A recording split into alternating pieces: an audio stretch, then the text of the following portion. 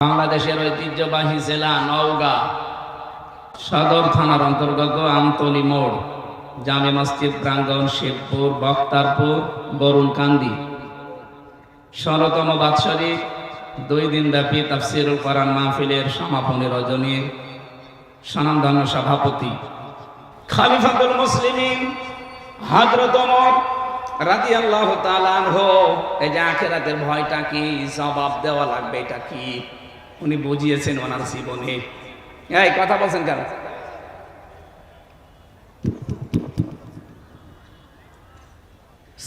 ছেলে তারা আব্দুল্লাহ নাম, ভর্তি করলেন মাদ্রাসায়। হযরতে আলী ওই সময় দেশের প্রধান বিচারপতি, তিনিও ছেলে দিলেন মক্তব মাদ্রাসায়। হযরতে হোসাইন টেবিল থেকে কলম ফেলে দিয়ে বারবার বলছে, হোসাইন এই তুলে দাও তুলে দাও। 3 বার তুলে দিলেন। প্রেসিডেন্টের ছেলে তো, উনি রেগে গেছে, বলছে হোসাইন বারবার কলম ফেলে দাও আর আমারে তুলতে বলো, আমি কি চাকর তোমার খাদেম নাকি? হযরত হোসাইন বললেন, আব্দুল্লাহ তুমি শুধু খাদেম না, খাদেমের বাচ্চা। খাদেম যেই বলেছে খাদেমের বাচ্চা, উনি রেগে গেছে। এই কথা বললেন, বাবার কাছে যাও। বাড়িতে এসে বলছে, আব্বা আমি আর পড়বো না। কেন? আমাকে গালি দিয়েছে ক্লাসে, শুধু আমাকেই না তোমাকে পর্যন্ত গালি দিয়েছে।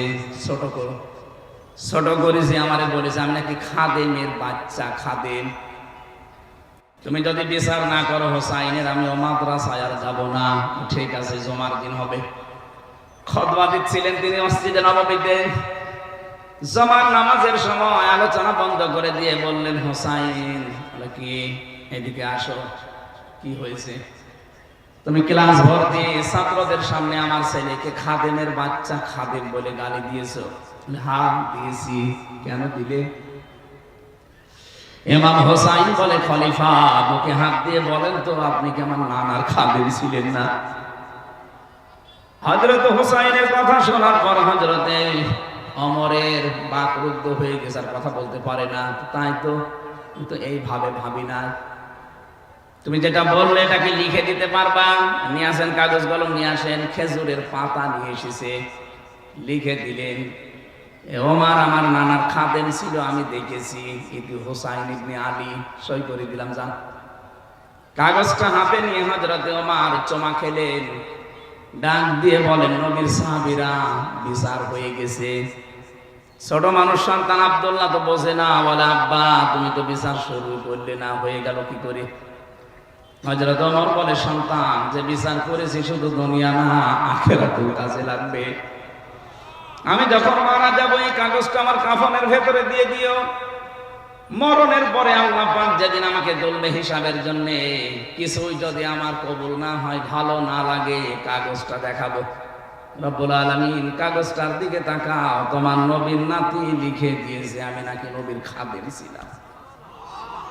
এই ওসিলায় হলো আজকে তুমি আমারে মাফ করে দাও। হিসাবটা শুধু সারা জীবন শুনেছি যে হিসাব, দুদুকে ধরলে আপনি পাগল হয়ে যান। তাও তো তাদেরকে ঘুষ ঘাস দিয়ে উল্টা পাল্টা করা যায়, কিন্তু আল্লাহর দুদুক আল্লাহ পাক যদি ধরেন হিসাবের জন্য, 1 গ্লাস পানির জবাব দিতে পারবেন না। এই জন্য মানুষের জীবন পরিচ্ছন্ন হওয়ার জন্য, পবিত্র করার জন্য আখিরাত ভিত্তিক জীবনের বিকল্প নেই। আল্লাহ ওই কথাগুলো শক্তভাবে আমাদেরকে আজকে জানাচ্ছেন, খুব ভালো করে খেয়াল করবেন। সূরা হাক্কাত, কোন সূরা? বলেন বলেন। হাক্কাত শব্দের শাব্দিক অর্থ কি? কোরআনে কারিমে সূরা হাক্কাতকে আমার আল্লাহ অবশ্যম্ভাবী ঘটনা এই শব্দ দিয়ে আরম্ভ করেছেন।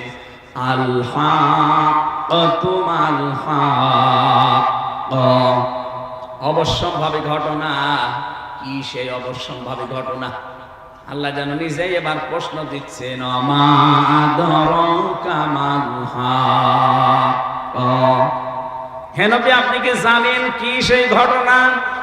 কাযযাবাত সামুদ ওয়া আদুম বিল কারিয়া, সামুদ এবং আদ এই 2 জাতি এই অবশ্যম্ভাবী ঘটনা যেটা, তার মানে কিয়ামত, এইটাকে তারা মিথ্যা প্রতিপন্ন করেছিল। বাদ দেন, এটা মরে যাব, এইটাই তো শেষ, এরপরে আবার ওঠা লাগবে, আবার জবাব দেওয়া লাগবে। কিসের অবান্তর কথাবার্তারা বলেন। নবীজি বলেন এই কথাগুলো তারা বলেছিল আদ আর সামুদ। আপনার উম্মতদেরকে এবার দেখেন, ফাম্মা সামুদ ফাউহলিকু বিত্তাগিয়া। আমি আল্লাহ এই কারণে এই সামুদ জাতিকে তাদের জায়গা থেকে একেবারে এই অবাধ্যতার কারণে, সীমা লঙ্ঘনের কারণে আমি আল্লাহ ধ্বংস করে দিয়েছি। কিয়ামতের কথা আল্লাহ আমাদেরকে যে শক্তভাবে বোঝাচ্ছেন, এটা অবশ্যম্ভাবী ঘটনা, এটা বিশাল আওয়াজ। কি বারবার এগুলো বারবার বলার দরকার কি? একবার বললে তো হয়ে যেত। আল-হাক্কাতু মাল-হাক্কাতু ওয়া মা আদরাকা মাল-হাক্কা। রব্বুল আলামিন বলেন, শব্দটা আমি বলেছি এত কঠিন, এটার বিশ্বাস যত যত দৃঢ় হবে মানুষের ভেতরে, তার জীবন তত বেশি পরিচ্ছন্ন হবে। আপনি আজকে থেকে আরম্ভ করেন যে আমাকে কিন্তু জবাব দেওয়া লাগবে একজনের সামনে দাঁড়িয়ে, আর এমন জনের সামনে আমি দাঁড়াবো উনি আমার আগে পেছে সামনে সব কিছুই জানেন। এটা শুনতে যত সহজ মনে হচ্ছে, এ বাস্তবে নিয়ে যাওয়া কিন্তু অত সহজ না। আপনি নিয়ে যান একটা ছবি তৈরি করে এভাবে সাজান যে আমি কিন্তু এখন সত্যি শেষ, আমারে দাঁড়ানো লাগবে। আল্লাহর সামনে যদি সত্যি আমি এখন দাঁড়িয়ে পড়ি, আমার যা জীবন, আমার কি সত্যি জবাব দেওয়ার মতো কায়দা আছে? কোরআনে কারীম জানিয়েছে আল্লাহ যে বিচার ব্যবস্থা তৈরি করবে, আল্লাহর বিচার ব্যবস্থায় কোন রকমের অবিচার বলতে কিছু না। আপনারা জবাব দিচ্ছেন না। আল্লাহর বিচারে কোন অবিচার? আরো জোরে বলেন, আল্লাহর বিচারে ন্যায় বিচার না। না, ভালো করে শুনবেন, আমি তো এই জন্য বলছি কান লাগান। আল্লাহর বিচারে যেমন অবিচার নেই, আল্লাহর বিচারে ন্যায় বিচার যদি করে আপনি বাঁচবেন না। ন্যায় বিচার করলে কেউ জান্নাত যাবে না। অবিচার তো ন্যায় বিচার করলেও জান্নাত পাবেন না। পাবেন কি করে? আল্লাহ পাক যদি কাউকে নিজের ইচ্ছায় ক্ষমা করে দেয়, ওই লোকটাই শুধু জান্নাত পাবে।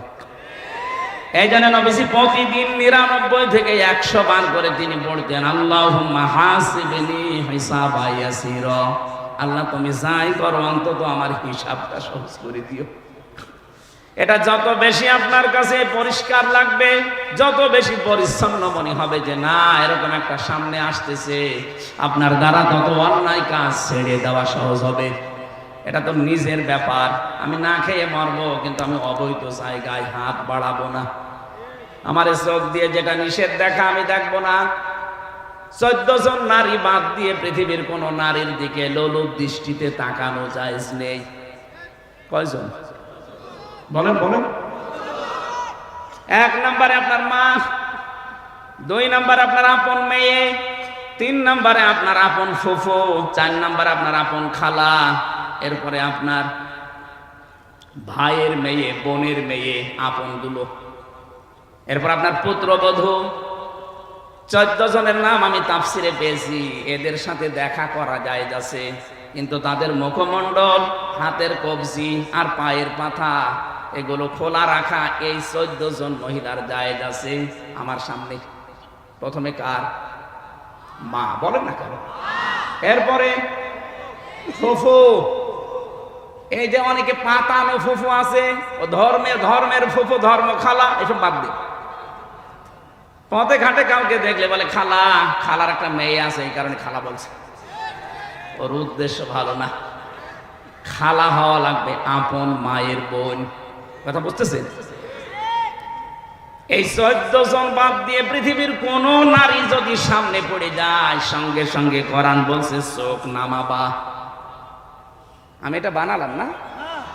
সূরা নূর 18 নম্বর পারা 12 নম্বর পৃষ্ঠা 7 নম্বর লাইনের 30 নম্বর আয়াতে আছে, কুল্লিল মুমিনিনা ইয়াগুদ্দু মিন আবসারিহিম ওয়া ইয়াহফাযু ফুরুজাহুম যালিকা আযকা লাহুম ইন্নাল্লাহা খাবীরুম বিমা ইয়াসনাউন। বলেন আল্লাহু আকবার।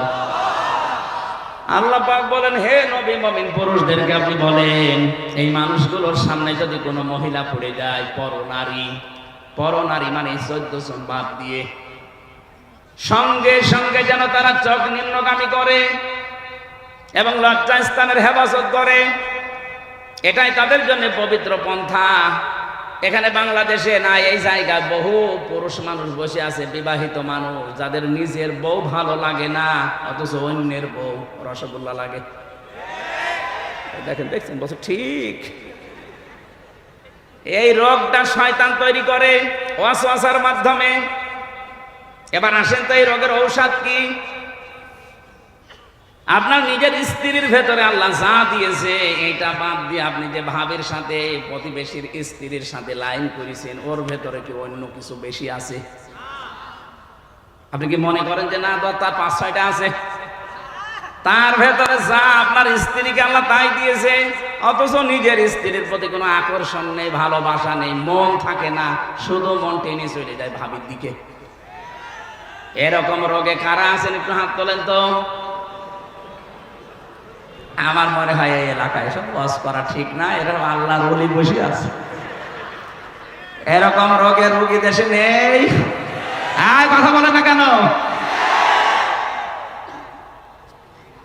মেয়েরা যারা এসেছেন শুধু নামাজ পড়া, রোজা রাখা, কালো বোরকা পরাই কিন্তু ইবাদত না। ওয়াইদা গাবা আনহা হাফিজাতুহু, স্বামী যখন বাইরে যাবে তখন নিজের ইজ্জত, সম্ভ্রম, স্বামীর সন্তান, স্বামীর মাল সম্পদ, এগুলো আপনাকে হেফাজত করে রাখা লাগবে। কিন্তু অনেক মহিলা ব্যর্থ, স্বামী বাইরে চলে গেলেও মনে হয় দিন পায়। পাশের বাড়ির দেওয়ার নিয়ে শুনে আর এমনি গল্প করছে, অথচ এমন জনকে মোবাইলে কথা বলছে যার সাথে মোবাইলে ওর জন্য কথা বলা জায়েজ না। কথা বলে না কেন? একটা ভুল কাজে আছে অনেকেই। হ্যাঁ, কোনো অবিবাহিত মেয়ে লোককে যদি ভালো লাগে, প্রস্তাব দিয়ে সামর্থ্য থাকলে বিয়ে করে ফেলেন। কিন্তু বিবাহিত কোনো মহিলার সাথে যদি আপনি ভুল করে আর জেনে শুনেও যদি লাইন করে থাকেন, জীবনেও তো সেই স্বামী ছেড়ে না দিলে বিয়ে করতে পারবেন না। কথা বলছেন না কেন? আপনি বিয়েও কোনোদিন করতে পারবেন না, আবার সারা জীবন তাকে না পেয়ে কষ্টের ভেতরে মরবেন। এই জন্য যারা বিবাহিত কোনো মহিলার সাথে লাইন করেছেন, এই মুহূর্তে তওবা করেন। তওবা করবেন কিনা বলেন? কারা কারা করবেন হাত তোলেন তো। এরা কি লাইনে আছে? এই দাড়িওয়ালা, কিসের লাইন কর তুমি? হ্যাঁ, তওবা করলে ঠিক আছে, কাজ না করে তওবা করবা কেন? কাজ করো, ওই সমস্ত কাজ করো, ঠিক আছে। হ্যাঁ, এদিকে তাকান। ওর যে চেহারা, ওর সাথে লাইন করবে কে? আপনার সাথে লাইন করা মানুষ এদেশে নেই। হ্যাঁ, ঠিক আছে, বাঁচে গিয়েছে, আল্লাহ ওরে হেফাজত করেছে। ওর সাইজেও ছোট, আবার চেহারাও আল্লাহ বানিয়েছে ওই রকম, ওর দিকে কেউ তাকাবেও না, ওর অসুবিধা নেই। কিন্তু যাদের চেহারা একটু ভালো, ওরা তো দিশা পায় না করবে কি, মনে করে আমার পেছনে তো মানুষ ঘরে, আলহামদুলিল্লাহ। তাহলে এই রোগ থেকে যাদের নিজের স্ত্রী আজ ভালো লাগছে না, আকর্ষণ তৈরি হয় না, অন্যেরটা দেখলেই ভালো লাগে, এটা রোগ। এ রোগ শয়তান তৈরি করে দেয় ওয়াসওয়াসার মাধ্যমে। এটা থেকে বাঁচতে হলে কয়েকটা পদ্ধতি আছে, নাকি এই ওষুধ বলার দরকার নেই? এই জেলায় আপনারা হাত তুললেন না যে এই জেলায় তো পাচ্ছি না, বলে কি করবো?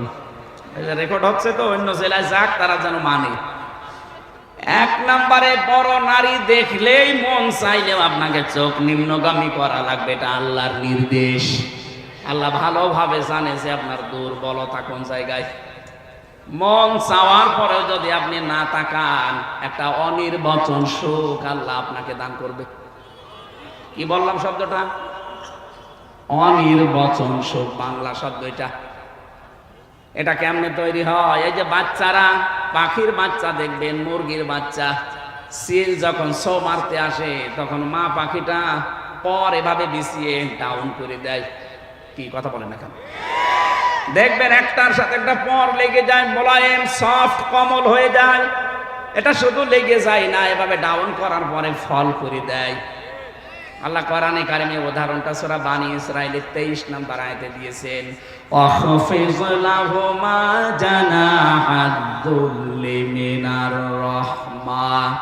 হে দুনিয়ার মানুষ, যারা সন্তান হয়ে গেছো, তারা তোমার মা বাবার কাছে এভাবে হাতটা বিছিয়ে দাও।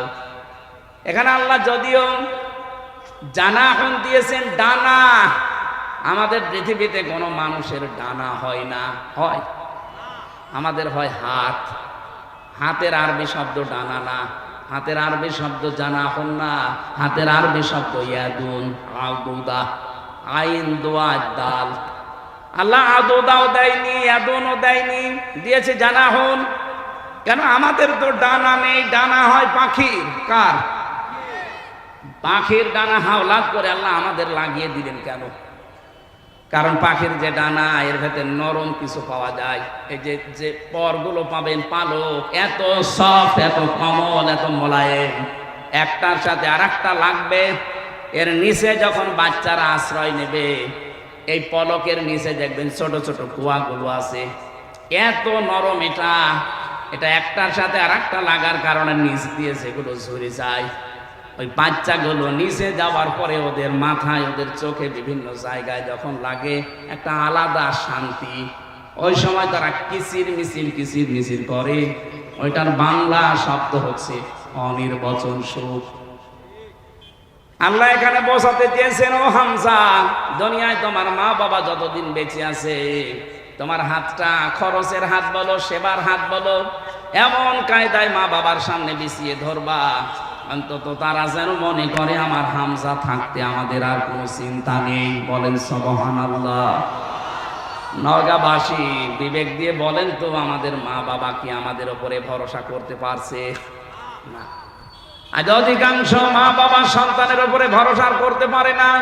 মনে করে সন্তান বিয়ে দিলে আমাকে পর করে দেবে, হয় আমাকে আলাদা করে দেবে, নাই বৃদ্ধাশ্রমে দিয়ে দেবে। কথা বলে না কেন? এটা মনে করার কারণ হচ্ছে, আজ অধিকাংশ পরিবারের সন্তানও কিন্তু চায় না যে মা বাবাকে আমি আলাদা করে দেই, বৃদ্ধাশ্রমে রেখে আসি, বাড়ি থেকে তাড়িয়ে দেই না। কোনো সন্তান দুনিয়া এটা চায় না, কিন্তু বাধ্য হয় বোর কারণে। আসতে বলেন। সম্মানিত মা বোন যারা এসেছেন, এই জন্য বলছে শুধু নামাজ পড়া, রোজা রাখা, গালো বোরকা পরা ইবাদত না।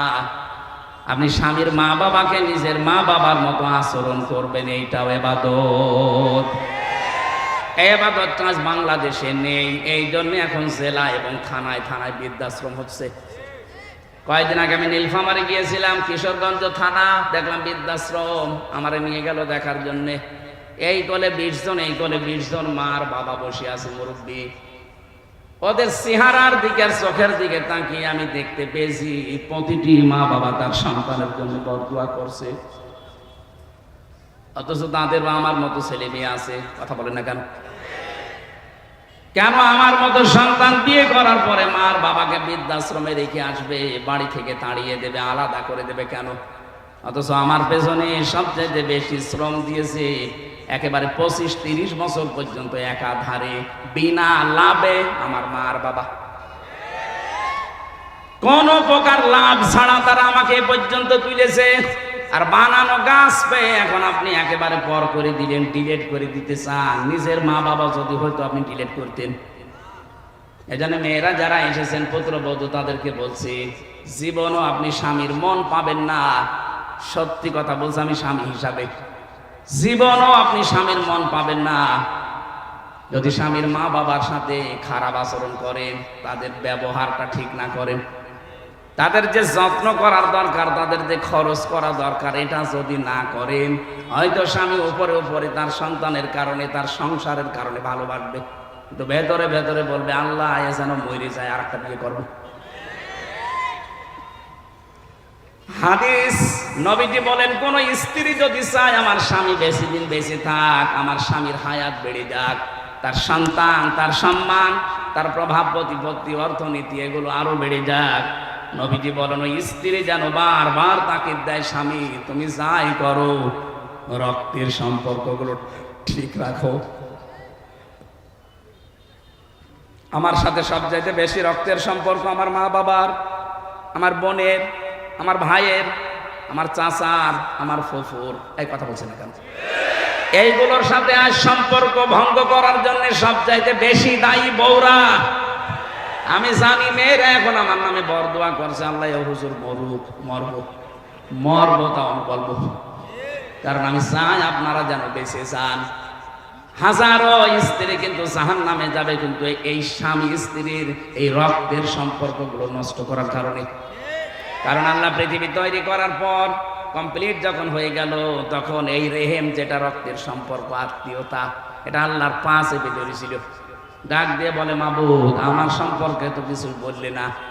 আল্লাহ পাক ওই দিন জানিয়েছে, রেহেম তোমার সম্পর্কে আমার রায় হচ্ছে, তোমার সাথে যারা সম্পর্ক অটুট রাখবে তাদের সাথে আমার সম্পর্ক ঠিক থাকবে, আর তোমার সাথে যাদের সম্পর্ক কাট হয়ে যাবে, আমি আল্লাহ বলছি তাদের সাথে আমিও সম্পর্ক ছেদ করলাম। বলেন নাউজুবিল্লাহ। আপনি বড় নাবজোক বাগায় দিয়ে নামাজ পড়ে হাসি হয়ে কি করবেন যদি এইগুলো ঠিক করতে না পারি আমরা? এই জন্য আমি সহ যারা এসেছি আশা করব অবশ্যই আজকে থেকে যাই হোক, যদি বউ বাদ দেওয়া লাগে দরকার হয় বাদ দিয়ে আর একটা বিয়ে করব। রক্তের সম্পর্ক ছিন্ন করে জাহান্নামে হওয়া যাবে না। কারা কারা পারবেন হাত তোলেন তো। ওরে বাবাই, বিয়ে করার জন্য হাঁ করে আছে। ঠিক আছে, করবেন, 4টা পর্যন্ত করবেন। বিয়ে করা জায়েজ আছে, কিন্তু শর্ত 3টা। শুধু সুন্দরী আর মনোমুগ্ধ পরিবেশ দেখে, টাকা পয়সা দেখে পাগল হওয়া যাবে না। 3টা বিষয় দেখা লাগবে। প্রথম, বিয়ে জায়েজ, পরের গুলো জায়েজ করার নিয়ম 3টা। আমরা তো অনেকেই সুন্দরী খুঁজি, সুন্দরী দেখে পরের গুলো না, এটা নিয়ম না। ইসলাম বিয়ে করতে বলেছে, কিন্তু আগের আয়াত পরের আয়াত দেখেন, সূরা নিসার 3, 4, 5। আল্লাহ পাক যেগুলোর নাম দিয়েছেন, এখানে হয় এতিম হওয়া লাগবে, অসহায়। 2 নম্বরে সে বিধবা হওয়া লাগবে। 3 নম্বরে তো স্বামী পরিত্যক্তা হওয়া লাগবে। এরকম মহিলা দেখে বিয়ে করার নিয়ম। আরো খুঁজে বেড়াচ্ছে আকিস গ্রুপের মেয়ে। আমার আকিস সাহেবের 3 বউ, ওনার ছেলে 4 বউ। প্রথমটা ঢাকা বিশ্ববিদ্যালয় স্যার, শিক্ষিকা। পরের গুলো সবই একটু নর্মাল। দ্বিতীয়টা ঠিক আছে, দ্বিতীয়টা এমবিবিএস ডাক্তার। 3 নাম্বারটা নার্স, 4 নাম্বারটা ওনার কর্মচারী। উনি তো এই কোরআনের আয়াত মিলিয়েই করেছে, অসহায়, বিধবা করেনি, স্বামী পরিত্যক্তাও না, কিন্তু গরিব মানুষের মেয়ে। তো ওনাদের যে সম্পদ আল্লাহ দিয়েছে, ওনাদের যে সম্মান, ওনাদের যে শরীর, যা খায়। আকিজের বড় ছেলের সাথে আমি থাকি, উনি দেখেছি, উনি যে খাবার খায়, এক একদিন মনে হয় 8 থেকে 10 হাজার টাকার খাবার।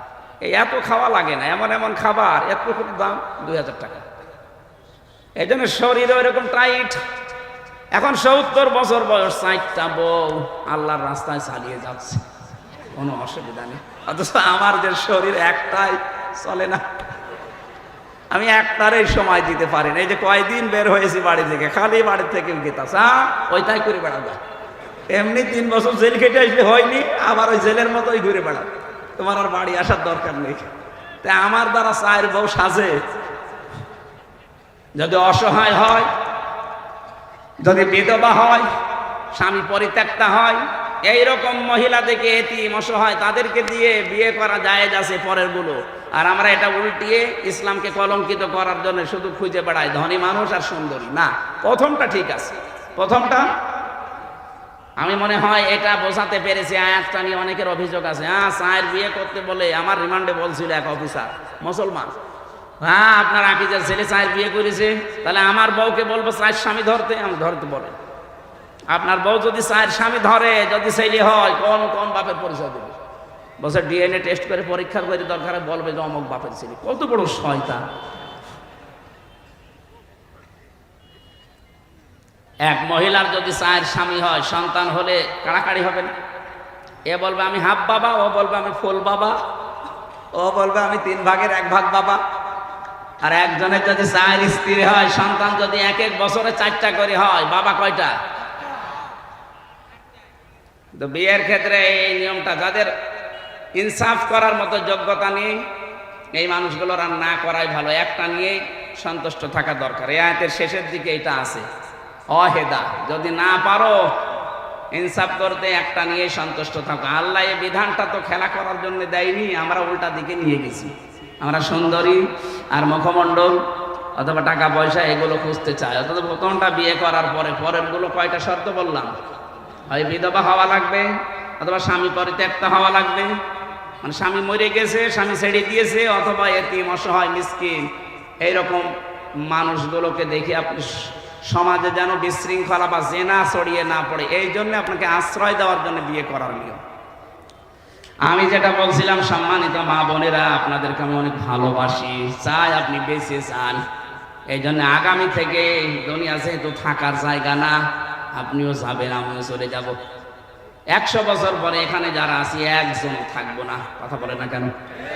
বলেন তো, 100 বছর পরে যদি কেউ এই নওগাঁর এই যে কি কান্দি যেন দেখলাম, এই গ্রামে এসে যদি বলে এই বাড়ি আমার, ওখানে যারা বসবাস করবে সত্যি করে বলেন আপনাকে উঠতে দেবে?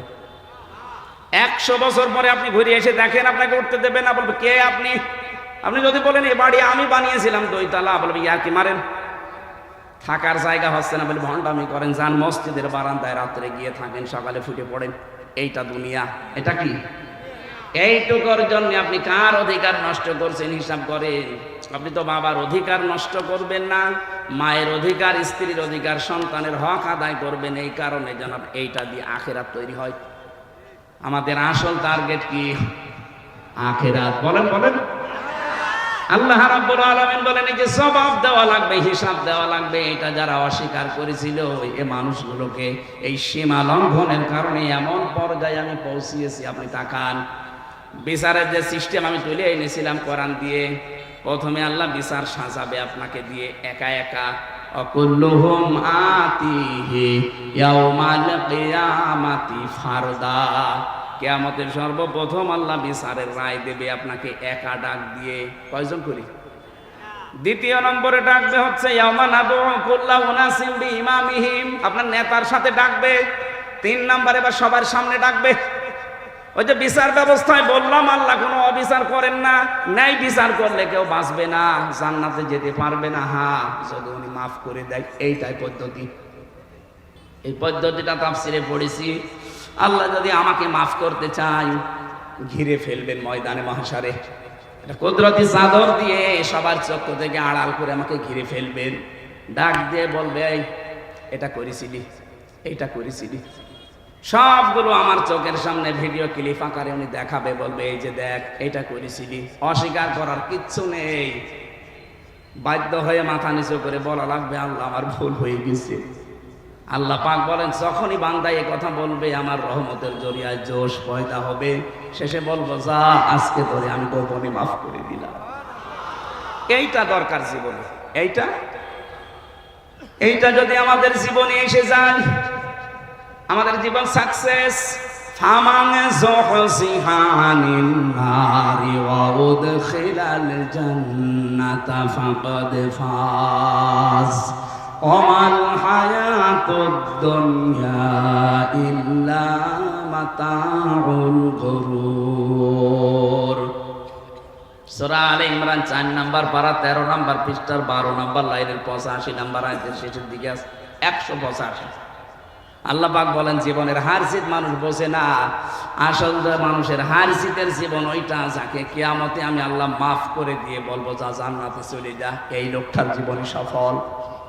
এরকম একটা জীবন তৈরি করার জন্য আখিরাত ভিত্তিক গঠন করার তৌফিক আল্লাহ যেন দান করেন, বলেন আমিন। ওয়ানজালনা ইলাইকা যিকরা লিতুবায়্যিনা লিন-নাসি মা নুযিলা ইলাইহিম ওয়া লাআল্লাহুম ইয়াতাফাক্কারুন। সূরা নাহলের 44 নম্বর আয়াতের শেষের দিকে আছে আল্লাহ পাক বলেন হে নবী এই কিতাব আপনার প্রতি আমি নাযিল করেছি, আপনি জীবিত মানুষদের সামনে ব্যাখ্যা করে শোনাবেন। কোন মানুষ?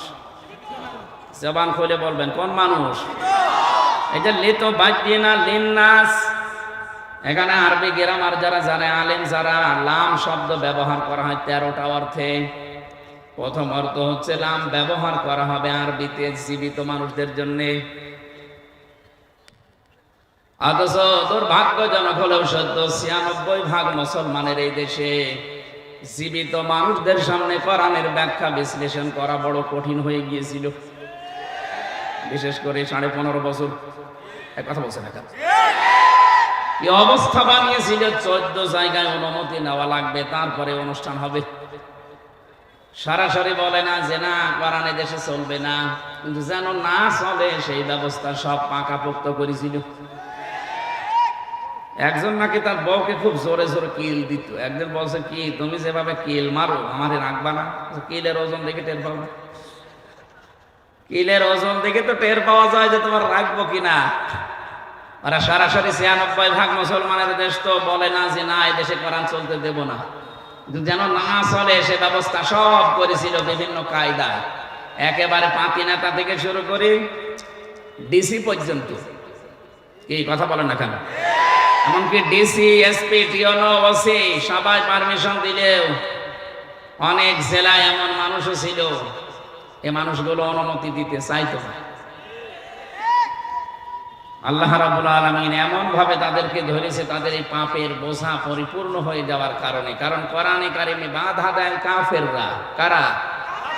এটা নাজিল হওয়ার পর থেকে এটা চলছে। কাফেররা প্রথমেই বলেছে না সব চলতে দেওয়া যাবে, কোরআনের আলোচনা যেন মুহাম্মদ করতে না পারে, এ সিদ্ধান্ত কাফেরদের। আপনি হয়তো ওইভাবে বলেন না, কিন্তু সিস্টেম চালু করেছিলেন কাফেরদের মতো। ১৫০০ বছর আগে কোরআনে কারিমে বাধা দিয়ে আবু জেহেল যদি কাফের হয় তা আপনি কি বলেন? বলেন। অনেকে বলে হ্যাঁ আবু জেহেলের সাথে তুলনা দিচ্ছেন, আবু জেহেল আল্লাহকে মানতো। আরে ভাই, কাবা শরীফের সভাপতি ছিল, আপনি তো নওগাঁ মসজিদের সভাপতি, আপনাকে কেউ চেনেই না। আর আবু জেহেল কোন মসজিদে? কাবা শরীফের সভাপতিও। হাজিদের পানি পান করা তো ধান্দায়। কিসে? টাকা পয়সা কামাই করার জন্য হাজিদের খেদমত করতো ওর লোকজন দিয়ে।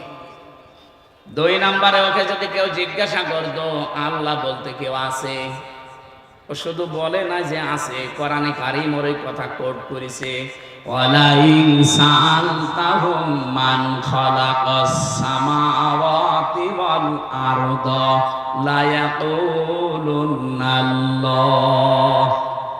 কয়েক জায়গায় আল্লাহ আয়াতটা দিয়ে জানিয়েছেন, হে নবী ওদেরকে যদি জিজ্ঞাসা করেন আসমান আর জমিন কে বানিয়েছে,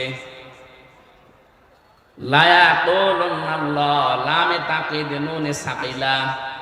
আল্লাহ গ্যারান্টি দিয়ে বলছে আবু জেহেল ওই কথা বলতো যে আল্লাহ বানিয়েছে। কে বানিয়েছে? তাহলে আল্লাহ একজন আছে, ও বিশ্বাস করতো না? কথা বলে না কেন? করতো মানে আমাদের মতো হালকা বিশ্বাস না। ওই দিন বদরের ময়দানে যাবে, ওই দিন বদরের যাওয়ার আগে কাবার গেলাম না। এখানে তো ডিস্টার্ব হচ্ছে ভাই, আমি আলোচনা বন্ধ করে দিতে হবে না। না হয় আপনি করেন না, আমি চলে যাচ্ছি, কথা বলা যাবে না। আমি ইয়ার কি মানছি নাকি? আপনি একটা বিষয় বসবেন না, আপনি বসে আছেন কোন কারণে? না না না, বোঝা লাগবে ভাই। আপনি মাহফিল দিয়েছেন তাই কি? কেউ যেন না আসে আপনার কাছে, যে আসবে 1 ঘন্টা পরে আসবে না। আমি ডিস্টার্ব হলে কথা বোঝাতে পারি না ভাই, এটা আমার মনে হয় অপরাধতা। কথা বলা যাবে না, আমি দুঃখ প্রকাশ করছি, কিন্তু কথা বলা যাবে না। যাই করেন কথা এখানে যেন না আসে। কিছু সূক্ষ্ম বিষয় সামনে আসবে, তো এই জন্য বারবার আমি মনোযোগ এই দিকে নিচ্ছি। এখানে বসবেন না, সকালবেলা বলবেন না কি বলে গেল বুঝলাম না। আপনি বসবেন কি করে? আমি তো গল্প করছিলেন।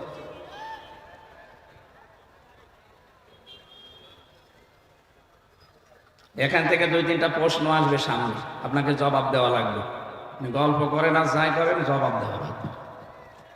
বিশ্ববিদ্যালয়ে যারা ক্লাস নেয় 45 মিনিট ক্লাস নেওয়ার পরে 10টা প্রশ্ন করে। আপনি আন্দাজে একটা লেকচার দিতে হলে 40-45 ঘন্টা পড়াশোনা করা লাগে ওই বিষয়ের উপরে, বিশেষ করে ভার্সিটি যারা ক্লাস নেয়। আপনি 40-45 মিনিট ক্লাস নিয়ে 10টা প্রশ্নের যদি জবাব দিতে না পারেন, তো স্যারের বকবক করা শেষ আর আপনার শোনাও শেষ। আমরা ওইভাবে 5 ঘন্টা কথাও বলতে পারি না, আর আমার বলারও দরকার নেই। আমি আধা ঘন্টা বলবো, কিন্তু এখান থেকে যেন 5টা বিষয় বাড়ি নিয়ে যাওয়া যায়। কারণ এটা ক্লাস চলছে, একটা কি চলছে, ক্লাসের মতোই থাকা লাগবে, একেবারে নিস্তব্ধ হয়ে যাবে।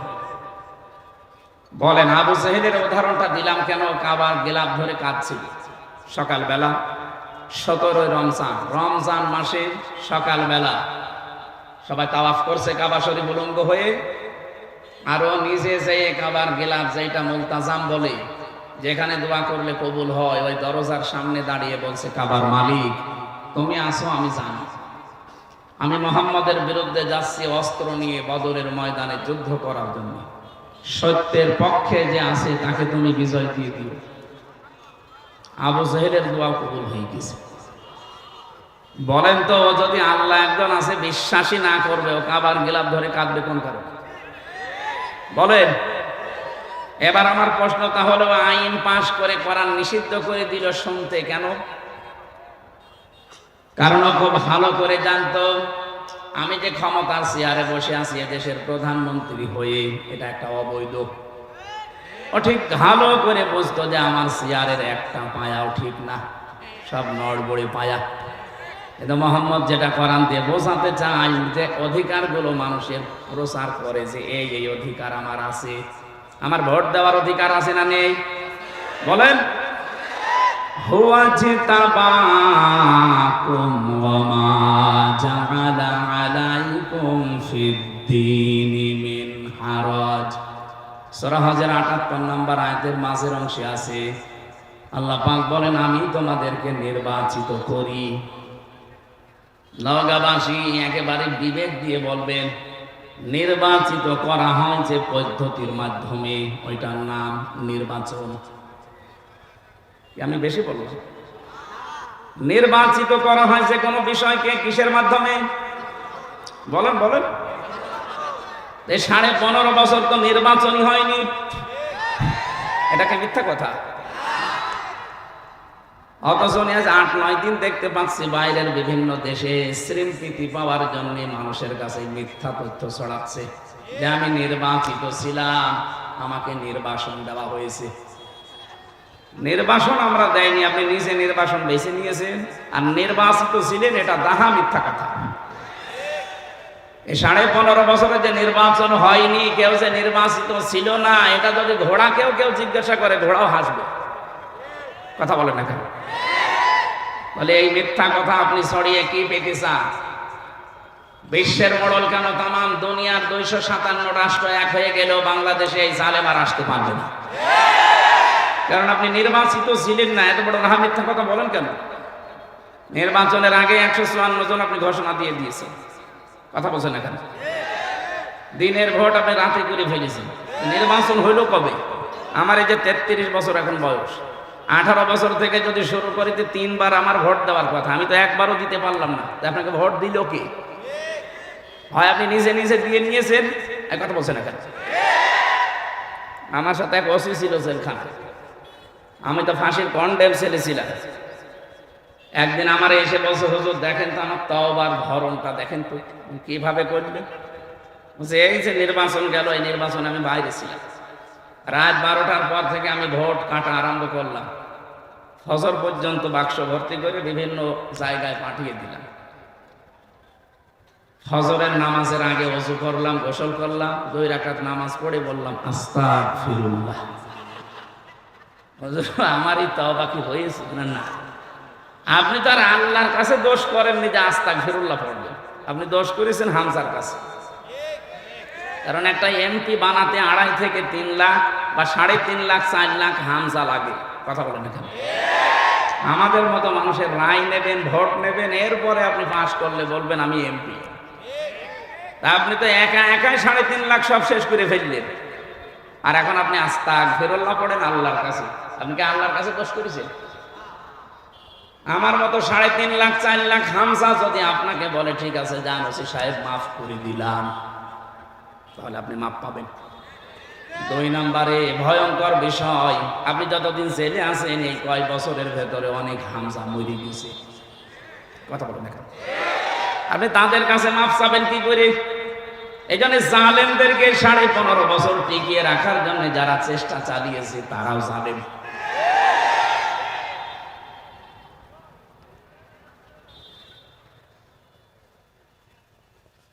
বলেন তো ওসি সাহেবের যে তওবার ধরন বলল, ওকে তওবা বলে নাই আর কি বলে? বাংলাদেশে বহু মানুষ এখন দেখছি আর কি মারছে। আরে ভাই তওবা হবে তো তার কাছে, অপরাধ হয়েছে যার কাছে।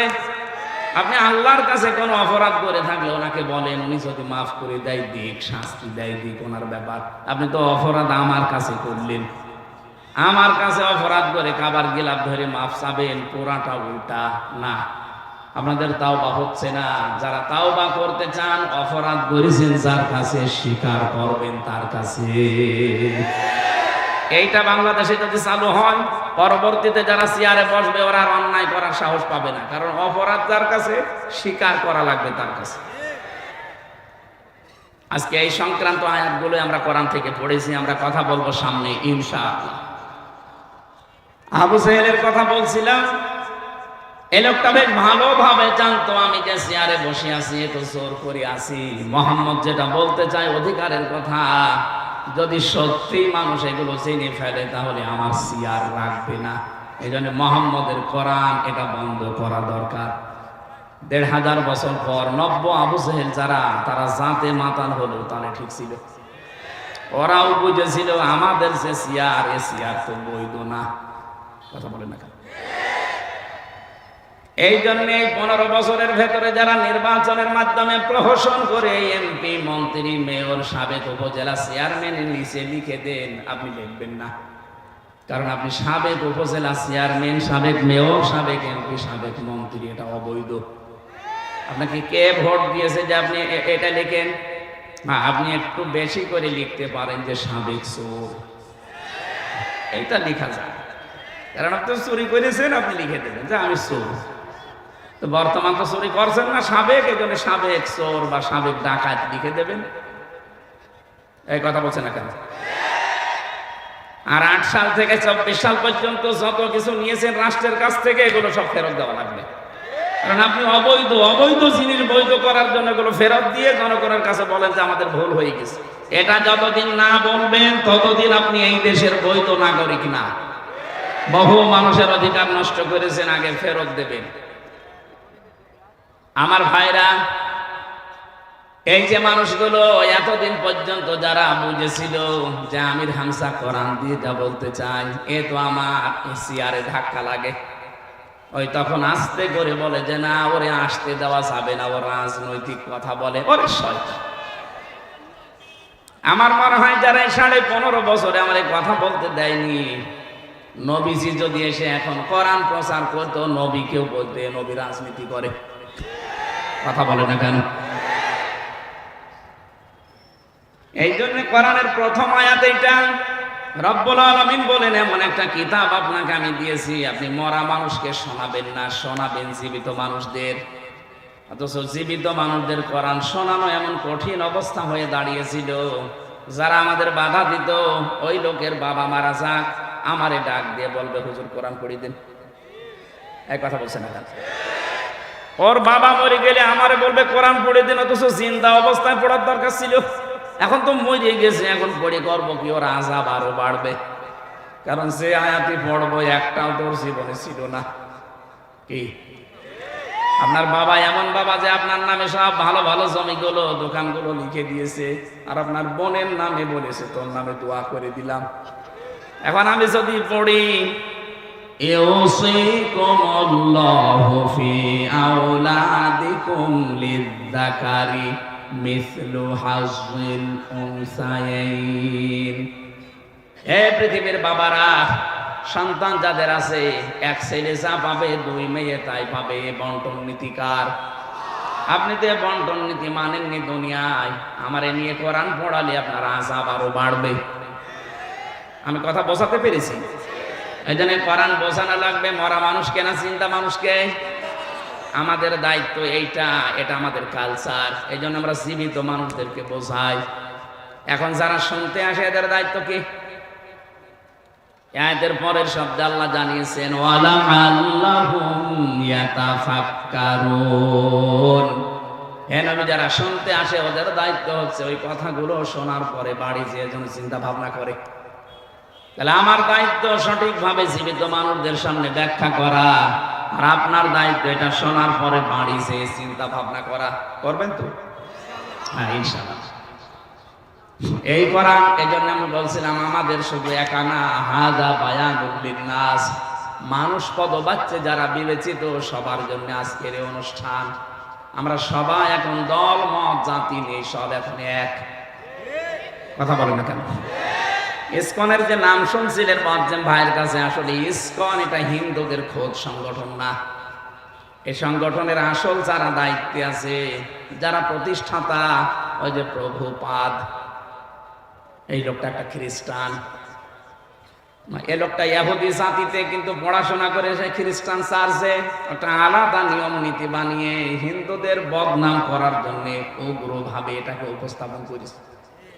এই জন্য হিন্দুদের শুধু একা দোষ না, ওরা গরিব নিম্নবিত্তের যারা হিন্দু তাদেরকে বেছে নিয়েছে। সারা বিশ্বের 257টা রাষ্ট্রের 195টা দেশে ওদের কাজ চলছে। বাংলাদেশে আপনি তাকান, এই যে ঢাকার স্বামীবাগ, এর পাশে যে ইসকন মন্দির, ওর পাশে যে মেথরপট্টি আছে, এই গরিব হিন্দুদেরকে টাকা পয়সা দিয়ে ওরা দৌড়ে ভিড়িয়ে ইসকনের সদস্য বানিয়েছে। সিলেটের যারা চা বাগানি হিন্দু ধর্মের কাজ করে, যারা গরিব মানুষ, এই ছেলে মেয়েদেরকে ওরা কাজে লাগিয়েছে। ঠাকুরগাঁও পঞ্চগড়ের যারা গরিব মানুষ ওই পাথর তুলে খায়, তাদেরকে কাজে লাগিয়েছে। এই কথা বলে কে গো? সুতরাং এটা শুধু হিন্দুদের দোষ না। সম্মানিত ভাই এবং অন্য ধর্মের ভাইরা, আপনারা হয়তো এই মনে করে ভাবতে পারেন যে আমাদের আবার ওই দোষে দোষী করে আমাদের অত্যাচার করে কিনা। না, আমরা অত পাগল না। এদেশে যারা আওয়ামী লীগ করেছেন তাদের উপরও আমার কোনো রাগ নেই, কিন্তু যারা অপরাধ করেছেন তাদের উপর আমার রাগ আছে। কারণ আপনি বিনা কারণে জেনে শুনে অপরাধ করেছেন। আমাকে রিমান্ডে যারা নিয়েছিল প্রত্যেকটা অফিসার আমারে বলতো আপনার কোনো দোষ নেই, আমরা জানি। তাহলে এটা করেন কেন? এই যে 11 ঘন্টা আপনি টাঙিয়ে রাখলেন আমার মাজায় দড়ি দিয়ে। আপনি নিজে বলছেন সকালে এসে যে হুজুর আপনার কোনো দোষ নেই, তাহলে এই কাজ করলেন কেন? এই জন্য অপরাধের সাথে এই 15.5 বছরে যারা জড়িত, সে যেভাবেই হোক, কারো কথা শুনে হোক, ডাইরেক্ট ইনডাইরেক্ট, এদের আমরা শাস্তি চাই। আর এদের শাস্তি যে হচ্ছে বা হয়েছে এর প্রমাণ দেখেন সূরা নম্বর 19 নম্বর পারা 20 নম্বর পৃষ্ঠা 7 নম্বর লাইনের 52 নম্বর আয়াত। ভালো করে একটু মিলান দেখেন। আমার তো মনে হচ্ছে খাপের খাপ মমতাজের বাপ মিলে যাচ্ছে। আপনি একটু দেখেন তো মেলে কিনা। আল্লাহ পাক বলেন ফাতিলকা বুয়ুতুহুম খাবিয়াতাম বিমা যালামু। এখানে আলেম নেই, ফা দিয়ে আরম্ভ করলেন আল্লাহ বক্তব্যটা। আল্লাহ বলেন ফাতিলকা বুয়ুতুহুম, বাইতুন দেননি, বুয়ুত বহু বচন, এরপরে হুম এটা জমির, এইটাও বহু বচন। আল্লাহ বলেন এই যে এই সেই ঘরগুলো, এই সেই, ভালো করে জবাব দেবেন, এই সেই ঘর না ঘরগুলো? আল্লাহ এক বছর না দিয়ে বহু বছর কেন দিলেন? তার মানে জালেম একজন না, এদেশে জালেম আমার মনে হচ্ছে অনেক আছে। আল্লাহ বলেন এই সেই ঘরগুলো। কাদের ঘর? জালেমদের। কাদের? খাবিয়াতান, জনশূন্য করে দিয়েছি, পরিত্যক্ত বানিয়ে দিয়েছি। বিমা যালামু, তাদের জুলুমের কারণে। এই আয়াতটা যে কত বাস্তব এবং সত্য, এটা 2024-এর 5 আগস্টের বিকাল 5টায় আমি দেখতে পেলাম। কুষ্টিয়ায় দেখেন হানিফের বাড়ি, বিকাল 5টা বাজতে বাজতে পায়খানার প্যান পর্যন্ত খুলে নিয়ে চলে গেছে। ইট তো নেই, প্যানও খুলে নিয়ে চলে গেছে। এখন হয়ে গেছে ওটা জাতীয় টয়লেট। মানুষজন যায় আর ওখানে পায়খানা প্রসাব করে। গত 3 দিন আগের পত্রিকা দেখেছেন ঢাকায় যে বাড়িটা, এত দামি বাড়ি, মানুষ অনেকে আবেগে যে চুমা খেত, অথচ এখন ওইটা গণ টয়লেট। মানুষ বিভিন্ন জন যাচ্ছে, একবারে 8 জন 10 জন করে বিভিন্ন দিকে ইঞ্জিন দিয়ে প্রসাব করছে। আপনি পেপারে দেখলেন। কাবা শরীফ তাওয়াফ করছিলাম একবার 16 সালে, 7 চক্কর দিলাম, বেশ ভালোই লাগছিল। হঠাৎ উপরে গেলাম, সে দেখি পেটে ব্যথা করছে। পুলিশকে ডাক দিয়ে বললাম ইয়া সাদেক তাল, এদিকে আসেন। ওর ভাষা দিয়ে আমারে বলছে হাসি আপনি জানেন না এটা কোন জায়গা? না তো। আবু জহেলের বাড়ি। আপনি এখনো পায়খানা না করে দাঁড়িয়ে আছেন, তাড়াতাড়ি করেন। পায়খানা করে দেখে আমার পেটের ব্যথা ভালো হয়ে গেছে। আল্লাহ যেন আমাকে জানাতে চাচ্ছে, হামজা এত টাকা খরচ করে আসলে আর শয়তানের মুখে পায়খানা না করে চলে যাবা, তাড়াতাড়ি করো। আমার তো মনে হচ্ছে এই 15.5 বছরে জুলুমের যে মাত্রা, আমি তো কিছুটা টের পেয়েছি। কি জুলুম করেছে বলেন তো, এই যে গুম খুন আর আয়না ঘর দিয়ে। কত মানুষকে আমি পেয়েছি ওই মাটির নিচে, আমিও 10 দিন ছিলাম, দেখেছি 2 বছর 5 বছর 7 বছর 8 বছর 10 বছর 14 বছরের মানুষ নাকি ওখানে আছে। মুফতি ফখরুল সাহেব আমার সাথে ছিল, মাঝে মাঝে আমার এসে বলতো, হামসা কি করে তোমার সাথে আমি জানি না। তারপর আমার এই যে পায়ের ভেতর দিয়ে এভাবে হাত দিয়েছে, এইভাবে সামনে যে লোহার ব্যারিকেড দেওয়া আছে ওর সাথে হাত হ্যান্ডকাপ দিয়ে আটকিয়ে দিয়েছে, আবার টান দিলে কেটে যায়, খুব ধার ওইটাই, নড়াচড়াও করতে পারি না। 24 ঘন্টা এভাবে 1-2 মিনিট না, বছরের পর বছর আমি এভাবে বসে আছি। এই যে শুয়ে থাকা, এটা যে কত বড় নিয়ামত এখন আমি টের পাচ্ছি। 1.5 থেকে 2 মিনিট মাত্র সময় দিত টয়লেট করার জন্য। সকালে কয়েকটা পচা ছোলা দিত, দুপুর বেলায় 1 মুঠ ভাত দিত, তাও মনে হচ্ছে কেউ মাখিয়ে দিয়েছে। এত বড় বড় নখ হয়ে গেছে কারো কারো, চুল দাড়ি গোপ দেখলে মনে হচ্ছে জঙ্গল থেকে বেরিয়ে আসতেছে। এত কঠিন পরিস্থিতি, আমি তো তাও কঠিন জায়গায় ছিলাম না, আমি তো নাম নরমাল জায়গায়।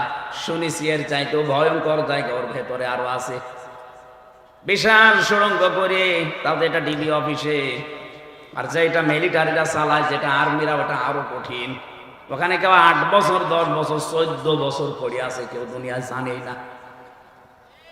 এই নখ দিয়ে দেওয়ালের সাথে খসিয়ে খসিয়ে লিখে রাখে কাটা কাটা অক্ষরে যে ভাই কেউ যদি বাইরে যেতে পারে এই নাম্বারটা জানাবে যে আমি বেঁচে আছি।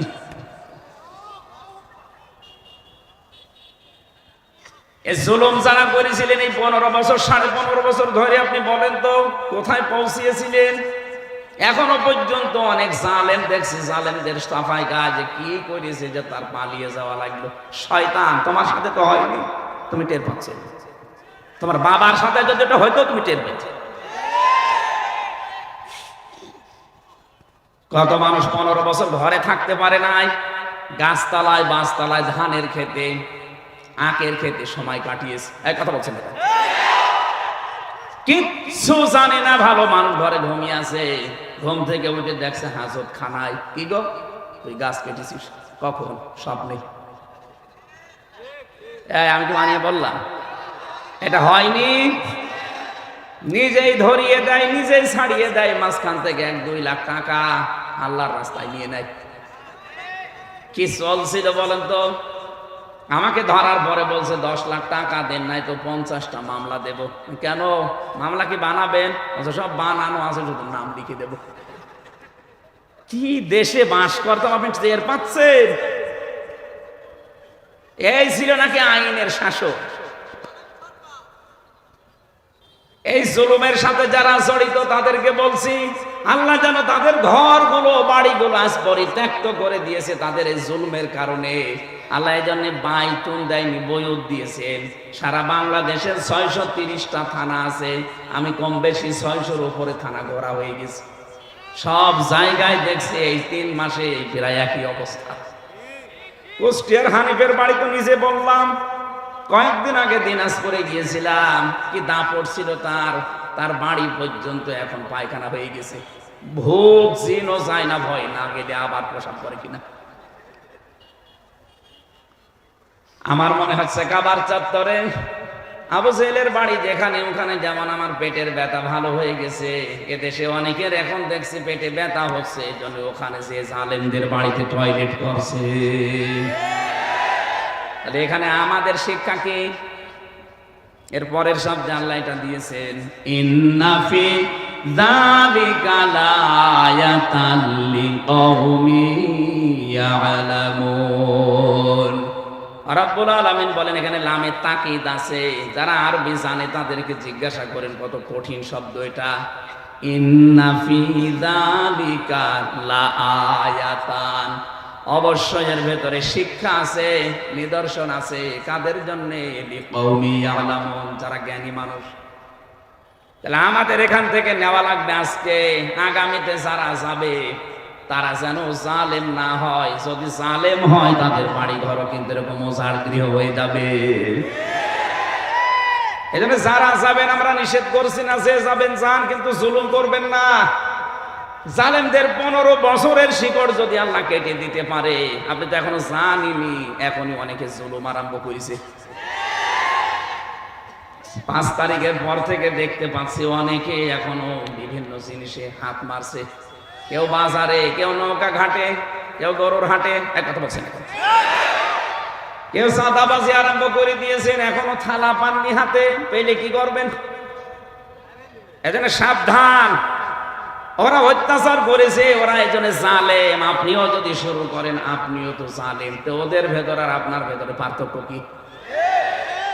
যেন এমন আচরণ, এমন চরিত্র তৈরি করা লাগবে যেন ওদের সাথে না মেলে। কারণ মান তাশাব্বাহা বিকওমিন ফাহুয়া মিনহুম, যার সাথে আপনার চরিত্র মিলবে কিয়ামতে তার সাথে উঠবেন। 15.5 বছরে জুলুম করে, চুরি করে, টাকা পয়সা পাচার করে ওরা যে অপরাধ করেছে, আপনিও যদি ওইটা করেন, কিয়ামতে ওর সাথে উঠলে আপনারা কি উঠতে চান ওদের সাথে? আপনি কি দরবেশ সালমান রহমানের সাথে উঠতে চান? কি নমো, দাড়ি কেটে নমো হয়ে গেছে, পৃথিবীর ইতিহাস পাল্টিয়ে ফেলেছে লোকটা। 7টা ব্যাংক থেকে 36,000 কোটি টাকাও মারিং কাটিং করেছে। ইসলামী ব্যাংকটা ধ্বংস করে দিয়েছে কেস আলমের মাধ্যমে। 75,000 কোটি টাকা এখান থেকে সরিয়েছে। নিজে একটা ব্যাংক বানাতে পারেন না, মানুষের টাকা পয়সা দিয়ে তৈরি করা, সেইটা নিয়ে ফৌজদারি করেন। আপনি মানুষ, এটা জানোয়ার বললেও জানোয়ারের মনে হয় বিবেক আবার দেয়, আমার জানোয়ার বলেন। জালেমরা পৃথিবীতে আল্লাহর সৃষ্টি জগতে নিকৃষ্ট। ইন্না শাররাদ দাওয়াবি ইনদাল্লাহিস সুম্মুল বুকুমুল লাযিনা লা ইয়াকিলুন। সূরা আনফাল 9 নম্বর পারা 18 নম্বর পৃষ্ঠা, এটা 11 নম্বর লাইনের 22 নম্বর আয়াত। এটা তাফসীরে ইবনে কাসিরে আছে। আল্লাহ পাক বলেন, পৃথিবীতে সব চাইতে ঘৃণিত আমার কাছে সৃষ্টি জগতে ওই লোকটা যে তার বিবেককে কাজে লাগায় না। আরে 15.5 বছরে যাই হয়েছে, বিবেক কাজে লাগেনি। বিবেক কাজে লাগলে একটা আলেমকে এভাবে 11 ঘন্টা টাঙিয়ে রাখতে পারে? বলেন। এটা তো আমার নিজেরটা বললাম, বাকিগুলো মামুনুল হককে দেখেননি? এরকম চেয়ারে যেত আদালতে, মাজাটাই শেষ করে দিয়েছে। মুফতি ফখরুল ভাই আমার মনে হয় আর সারা জীবনে ভাবে কাঠ চাট হয়ে করতে পারবে না। মাজা এই জায়গায় হাতটাই বাঁকা হয়ে গেছে। ইমাম মালিকের জীবনী পড়েছিলাম, ওনার হাত বেঁধে রেখেছিল 41 দিন একাধারে, শুধু টয়লেট আর খাবারের সময় খুলে দিত। এই জন্য ওনার হাত এই হাড় থেকে ডিসকানেক্ট হয়ে গিয়েছিল। বহু আলেমের ওখানে আমি দেখেছি, যারা আজ 22 বছর, যারা আজ 14 বছর, যারা আজ 10 বছর 12 বছর পড়ে আছে, এত কষ্ট ভেতরে আলেমদের করা দিয়েছে। আমি তো হালকা পেয়েছি, আমার চাইতে আরো বেশি পেয়েছি অনেকে। তাদের শরীরে যে বিভিন্ন জিনিস নড়বড়ে হয়ে গেছে। এই জুলুমগুলো যারা করেছিলেন, এখন যদি কেউ সামনে এরকম করার চিন্তা ভাবনা করে, এদের এত বড় শিকড় যদি আল্লাহ কেটে দিতে পারে, আপনি তো কিছুই না। কথা বলে না কেন? ওদের শিকড় কত নিচে ছিল দেখেছেন? দারোয়ান থেকে শুরু করে একেবারে সংসদ পর্যন্ত সব ওদের সাজানো লোক। এক কথা বলছেন না কেন? সব ওদের সাজানো, সব ওদের বানানো, এর বড় টিকতে পারলো না। আর আপনার তো এখনো সাজানো কিছুই হয়নি, আন্দাজে মুখজোর করছেন। এই জন্য চরিত্র ঠিক করবেন। ওদের মতো চাঁদাবাজি যদি করেন, আপনার বাড়িও টয়লেট হবে। কথা বুঝতেছেন? ওদের মতো মিথ্যা মামলা যদি দেন, আপনার বাড়িও এরকম পরিত্যক্ত হয়ে যাবে। গতকালকে কুমিল্লাতে একটা সমাবেশ ছিল। সর্বশেষ যিনি বক্তব্য দিলেন আমি দেখলাম আজকে পেপারে, সর্বশেষ বক্তব্য দিয়েছেন যিনি আমিরে জামাত। এরপরে যিনি সভাপতি ঘোষণা দিলেন মাইকে যে আজকের এই অনুষ্ঠানে 8টা মোবাইল আর একটা টাকা ভর্তি মানি ব্যাগ পাওয়া গেছে। যার হয় সে প্রমাণ দিয়ে নিয়ে যান।